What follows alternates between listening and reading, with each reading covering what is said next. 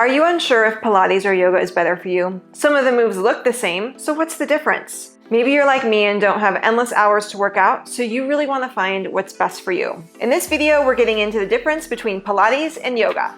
Hi, my name is Beth and welcome to Trifecta Pilates. I not only move with Pilates and yoga, but I'm also certified to teach both of these systems.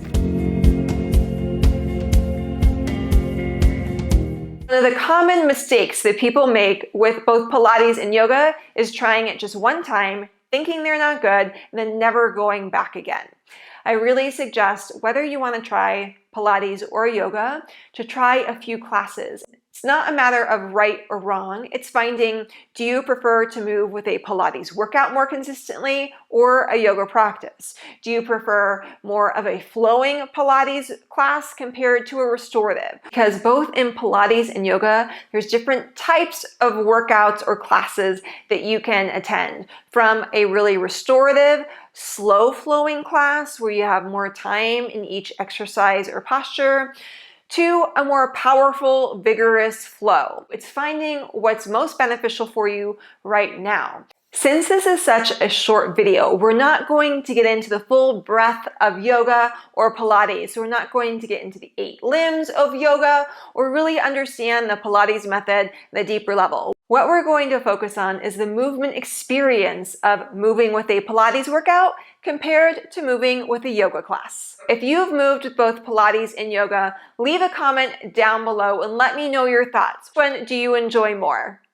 So one of the main differences is that Pilates was always meant to be a workout and you'll be moving with Pilates exercises. It means you'll do a few reps of an exercise before flowing to another Pilates exercise. In yoga, it's a little bit different. It was never really meant to be an exercise system, and that is their asanas or yoga poses were meant to prepare the body for a meditation practice. In both Pilates and yoga, you can use equipment or props to help with the exercises or postures. Typically in a yoga class, you can use equipment like blocks, a blanket, yoga strap to add more support and connection to the yoga pose.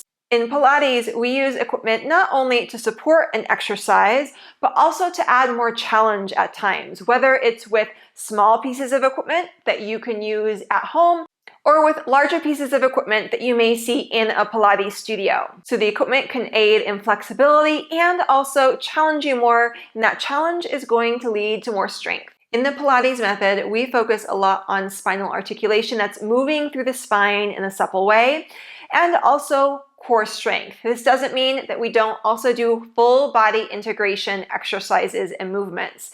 And both in Pilates and yoga, it really is about full body integration, noticing the connections between the body, getting stronger, more flexible, and more mobile. And let's not forget the mind-body connection. So in both Pilates and yoga, we're really trying to foster awareness over the movements of the body, finding control in different ways, and also releasing energy that doesn't serve you. And many times for full body integration in both Pilates and yoga, we focus on deep breathing and linking breath to certain parts of an exercise or certain phases of the asana.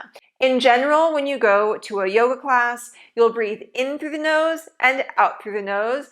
And in general, when you go to a Pilates class, you'll breathe in through the nose and out through the mouth, focusing on deep diaphragmatic breathing. Whether it's for Pilates or yoga, the connection of the breath and how we use the breath is simply a tool. So sometimes we'll focus more on the movements of the body and the experience. Sometimes you'll focus more on classes really fostering a deeper awareness of your breathing pattern, because it's going to provide a different experience and level of awareness as well.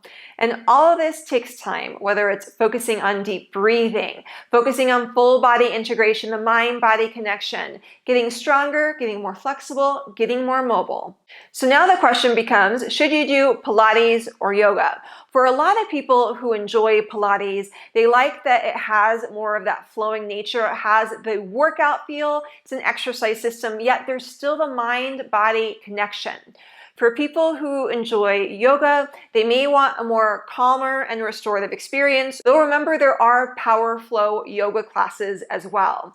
In general, and from my personal experience, when I move with yoga, it calms my mind, I feel more centered and grounded after the experience, and it's very peaceful.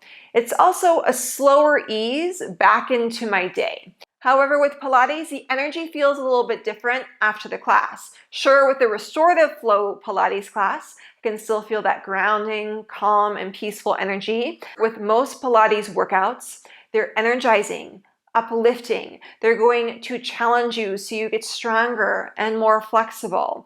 You feel calmer in the mind still because we're focusing on breathing, and it's time for you to focus on your mat. Whether it's your cushy Pilates mat to provide more support for rolling like a ball and our side lying exercises, or it's a thinner, non-slip yoga mat, which is going to help you feel more stable in some yoga postures and isn't quite as challenging for balance when you do standing work. So now answering the question, what one should you get started with? I encourage you to get started with the one that seems like it's going to benefit you the most, is the most interesting, or is what you need right now. For a lot of people who move with Pilates, they like it because it feels like more of a workout. They like the focus of the breathing as well, and it's very energizing. For people who move with yoga, it's more grounding and calming, though remember, we can flip-flop those depending upon the type of class you move with.